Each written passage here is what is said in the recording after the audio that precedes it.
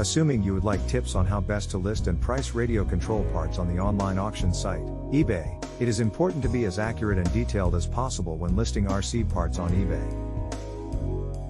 This will help to ensure that buyers know exactly what they are purchasing or bidding on. That there are no surprises when the item arrives. The first step: take good quality photos of the item. This will give potential buyers a clear idea the item is in the quality stated in the description. It is also a good idea to take close-up photos of any damage or wear, so that buyers are aware of this before they place a bid. Although if you are following my framework, you should note that parts are from RTR kit and potential rub marks or nicks may be present from installment by manufacturer or dismantling for resale. Next, write a clear and concise description of the item.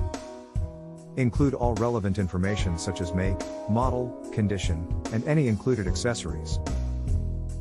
Again, be sure to mention any damage or wear in the item's description. This is most relevant when you expand your business to potentially sell used or previously owned parts and accessories. Finally, choose a fair starting price for the item. It is important to do some research on similar items before setting a price, to make sure you are not over or undercharging.